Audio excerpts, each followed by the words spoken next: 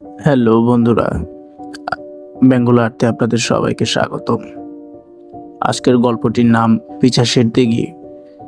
গ্রামটার নাম কাশ্যপুর। গ্রামের মাঝখানে একটা পুরনো দিঘি, মানুষ একে বলে পিছাসের দিঘি। শোনা যায় রাতের বেলায় যে এই দিঘির পাশে যায় সে আর কখনো ফিরে আসে না।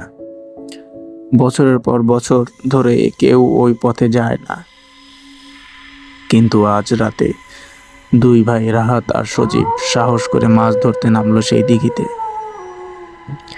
রাহাত হেসে বলে, সবাই বলে পিছাসের দিঘি, দেখি তো কেমন পিছাস আছে। সজীব চুপচাপ থেকে বলে, এসব কথা বলে রাতটাকে আরো অন্ধকার করিস না ভাই। চাঁদের আলো কুয়াশার আড়ালে মলিন হয়ে এসেছে।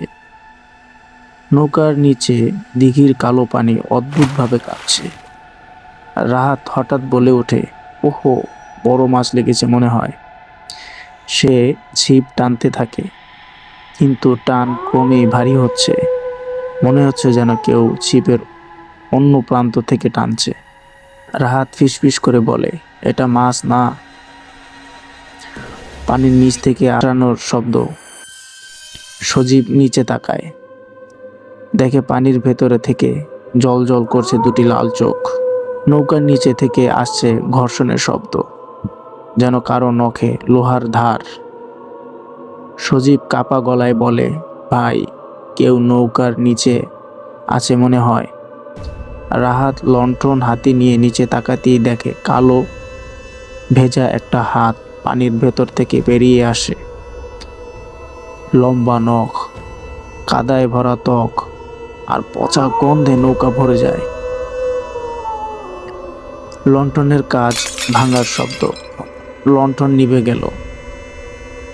চারপাশে ঘুটঘুটে অন্ধকার আর পানির কাদামাটার গন্ধ।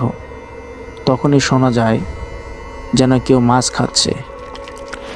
রাহাত ফিসফিস করে বলে ওঠে, শুনেছিস সজীব, কেউ মাছ খাচ্ছে।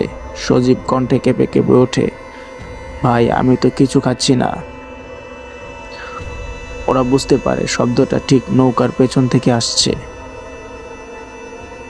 সজীব ধীরে ঘাড় ঘুরে তাকিয়ে দেখে পচা মাছের মতো একটি বিকট মুখ, চোখ লাল, দাঁতের ফাঁকে মাছের আঁশ ঝুলছে। সে দিঘির পিছাস। নৌকা হঠাৎ উল্টে যায়। দুই ভাই পানির নিচে তলিয়ে যায়।